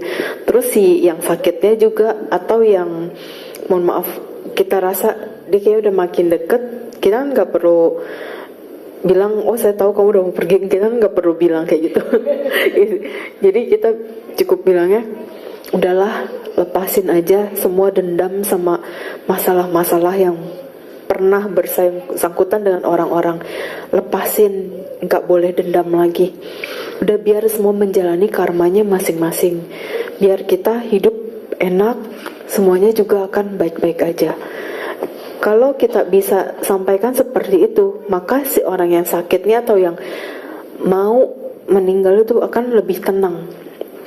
Dan akhirnya bisa menerima keadaan itu juga ketika ajal mau menjemput gitu. Iya. Oke, pertanyaan dari sisi sini. Namo Buddhaya. Namo Sister Buddhaya. Metta. I want to ask if my family members, like my husband and my son, they are Christian, different faith. So if next time I pass on and they don't know how to do dedication of marriage, then what should I do? Oke, aku ulang. Jadi kalau misalnya keluarga kita bukan Buddhis, agama tetangga, terus kan ketika kita meninggal, takutnya nggak ada yang kasih pelimpahan jasa. Jadi baiknya bagaimana? Sebenarnya tetap kita bisa bantu dengan pelimpahan jasa. Karena pelimpahan jasa itu untuk siapapun yang berkaitan karma dengan kita. Itu jadi tidak mengenal hanya khusus agama Buddha, tapi untuk semua agama. Jadi kalau ada tetangga atau sanak saudara kita yang meninggalnya, mohon maaf non Buddhis, kita tetap bisa bantu dengan pelimpahan jasa. Mungkin maksudnya kalau Cici ini dia Buddhis, tapi keluarganya bukan gitu. Jadi dia agak takutnya nanti ketika dianya yang meninggal gitu. Oh, nggak usah khawatir. Teman-teman semua di sini bisa membantu melakukan pelimpahan jasa. Don't worry, everyone will do the marriage for you. Karena kita keluarga sedama kan. Oke, ada lagi pertanyaan dari audience di sini? Oke. Mau nanya Ci, tadi kan kita banyak cover tentang kematian dan persiapan kematian sebenarnya. Kadang kita bisa bilang kita ready di mulut, atau mungkin kita ready atau apa. Tapi kita selalu mengatakan sanak keluarga belum tentu siap untuk menerima gitu. Gimana sih caranya biar kita bisa mempersiapkan sanak keluarga biar mereka juga bisa siap gitu kalau misalnya pada suatu saat kita harus menghadapi kematian atau mungkin kita harus pergi duluan, gimana sih kita bisa mempersiapkan mereka? Untuk mempersiapkan mereka, ya kita perlu ajak bicara sih. Jadi misalkan ada momen yang lagi mendukung gitu, ya kita bisa sambil ngobrol. Kalau suatu saat papa atau mama nggak ada atau si apapun nggak ada, ya udah kalian harus tetap bisa hidup, jalani kehidupan kalian sesuai karmanya, karena itu yang penting buat hidup kalian. Jadi dikasih tahu. Terus juga kita harus kasih tahu mereka harta terpenting yang papa mama ajarkan untuk kalian adalah kalian untuk bisa menjadi lebih baik, untuk bisa menjalani kehidupan ini sebagaimana halnya yang harus kalian lakukan sesuai karmanya. Bukan kalian memperebutkan materi yang papa mama punya, tapi kalian harus bisa memberikan yang terbaik untuk diri kalian di kemudian hari. Karena itu yang paling penting untuk kehidupan kalian. Gitu. Jadi mereka akan ingat semua hal itu dan mereka akan berusaha untuk siap, walaupun ya tidak ada yang siap. Keluarga kita kalau melihat kita nggak ada. Rambut rusak, tambah kolagen conditioner. Kelihatan kan bedanya? Rambut pentin tuh. Oke, jawab ya. Cimeta, Mario, so dipersingkat aja. Pertama, kalau pelimpahan jasa untuk orang meninggal, apakah kita harus sebut namanya? Terus kalau kita sebut namanya, emang dia tahu? Satu ya. Terus kayak misalkan nggak cuma manusia, misalkan kayak kita punya peliharaan yang udah meninggal, itu juga pelimpahan jasa ke peliharaan misalkan. Itu sadar nggak sih? Terus yang ketiga, kalau ada saya pelimpahan jasa kepada makhluk yang di sini dan semua makhluk yang ada di dunia, semoga semua ikut berbahagia. Itu mereka tahunya gimana sih kalau diangkat kayak gitu? Makasih ya. Oke, untuk pertanyaan pertama, itu sebenarnya nggak perlu sebut nama juga nggak apa-apa. Kita sebut para leluhur atau para leluhur dan semua makhluk yang berhubungan karma juga bisa. Terus yang kedua, untuk binatang itu juga tetap bisa. Karena kalau binatang itu terlahir di dalam peta, mereka tetap masih bisa menerima pelimpahan jasa. Kalau yang terlahir yang masih bisa menerima pelimpahan jasa. Terus untuk yang pertanyaan ketiga, kalau kita mendoakan untuk semua makhluk yang ada di dunia, itu biasanya tetap yang ada hubungan karma dengan kita yang benar-benar bisa menerima. Kalau tidak ada kaitan karma, tetap tidak bisa menerima. Oke, terjawab ya. Oke, selanjutnya. Cimeta, saya mau tanya. Tadi kan Cimeta bilang kalau misalkan kita misalkan bertekad di kehidupan berikutnya mau terlahir di kondisi yang bisa makan enak misalkan. Itu kalau misalkan mau bertekad gitu harus bertekad dari sekarang atau kayak pas sudah mau meninggal atau gimana, itu satu. Terus dua, kalau misalkan kita bertekad mau di kehidupan berikutnya bisa makan enak, itu bukannya kita jadi melekat sama makanan gitu. Makasih. Iya. Yang biasanya bertekad itu menjelang kematian itu yang paling kuat ya, itu. Tapi kalau kita bertekad untuk melekat dengan makanan, ya itu nggak bagus sih sebenarnya. Jangankan makanan, dengan manusia juga ya nggak bagus gitu. Jadi mendingan kita nggak usah bertekad yang keduniawi. Lebih baik kita bertekadnya, semoga kita bertekad bisa terkondisi bertemu dengan ajaran Buddha Dhamma yang murni di kehidupan manapun, kapanpun, dimanapun berada. Karena yang paling sulit itu. Kalau untuk makanan kita masih gampang, ketemu orang kita masih gampang, tapi ketemu ajaran Buddha Dhamma Sasana yang murni itu sangat sulit ke depannya. Iya, sama-sama. Oke, masih banyak banget pertanyaannya dari Mentimeter, jadi mungkin jawabannya boleh singkat saja, Ci. Untuk, nggak maksudnya langsung aja gitu. Apakah ada alam sementara di antara kematian dan kelahiran kembali?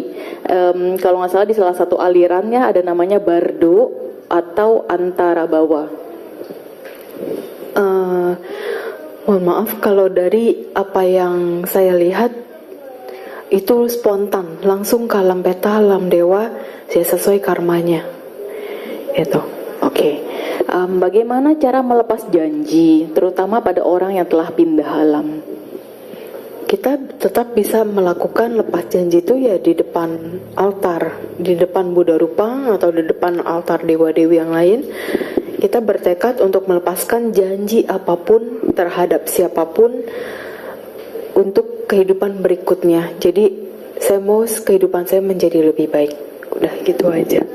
Harus spesifik gak? Saya mau lepas janji yang saya lakukan kepada orang ini gitu, atau boleh kalau inget, tapi baiknya sih general aja, karena kita bisa juga lupa pernah janji dengan siapa lagi selain orang yang bersangkutan. Oke. Mau tanya, kalau misalnya tidak dikaruniain seorang anak meskipun sudah mencoba pakai cara apapun, apakah ini karena karma jelek atau karena kita tidak ada hubungan karma sama siapa-siapa lagi? Sebenarnya tetap ada hubungan karma, hanya belum ketemu yang pas, yang cocok. Gitu aja, ambil sisi positifnya. Karena penyebab tuh banyak, nggak cuma satu penyebab. Oke. Apakah benar kalau pintu neraka cuma terbuka di bulan 7? Oke, kalau yang ini, makhluk neraka itu tidak bisa menerima pelimpahan jasa. Yang bisa menerima pelimpahan jasa itu pun tidak semua alam peta, hanya alam peta Paradatu Pajiwika. Yang memang itu hanya alam bisa menerima pelimpahan jasa, baik itu makanan, baik itu jasa kebajikan, baik itu kadang ada makhluk yang makannya juga yang tadi mohon maaf kotoran, ada berbagai macam, ada yang dia makannya dari wangi-wangian, dupa, kayak gitu. Ada yang seperti itu.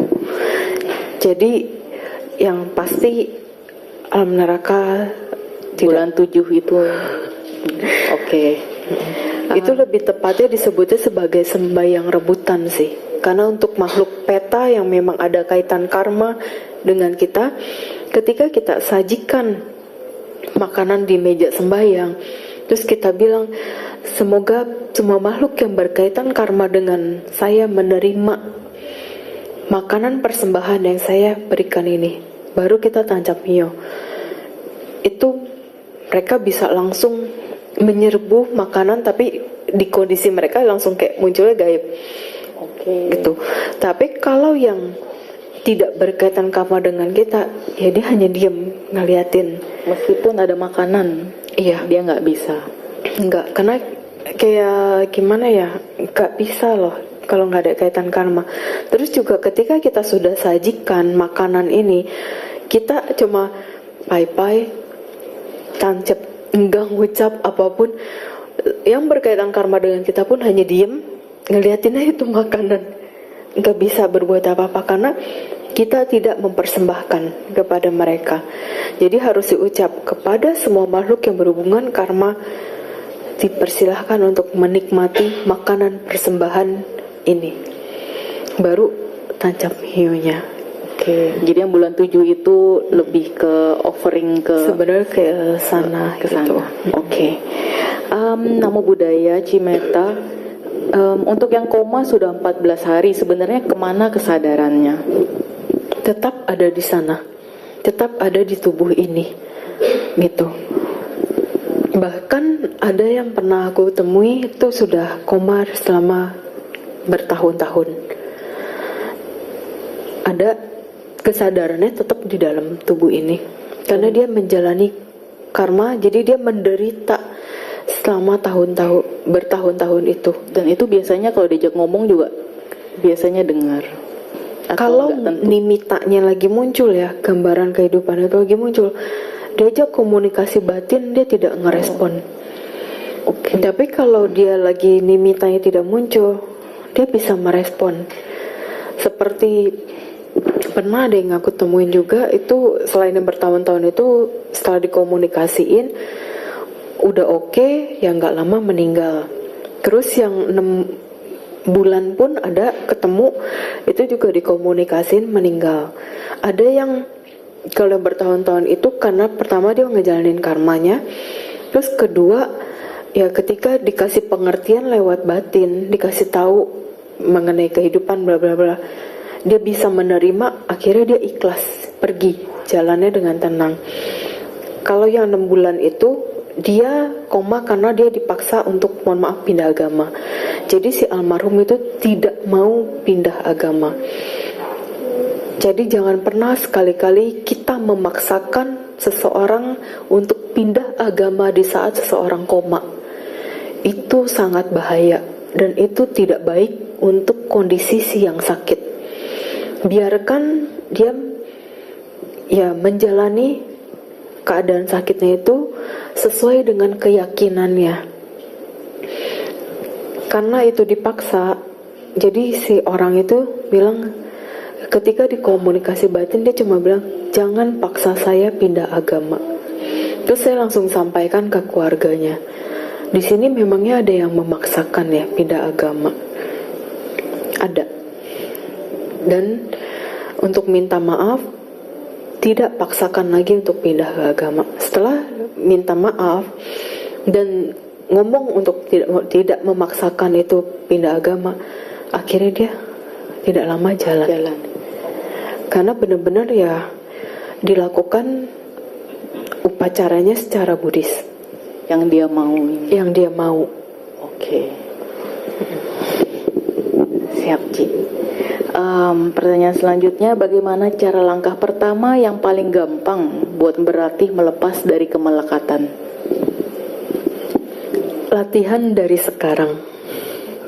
Latihannya ya menyadari lagi, kita memang punya keluarga, kita punya pasangan, kita punya teman-teman baik, kita punya orang-orang yang kita sayang semuanya. Nah, ngelepasinnya kita jadi perenungan, sadarin cepat atau lambat, sekarang saya bahagia dengan orang-orang yang sayang dan saya juga sayangi mereka. Tapi cepat atau lambat, semua ini akan berpisah dari saya. Saya harus menerima keadaan ini. Semua orang pasti berubah dan akan berubah.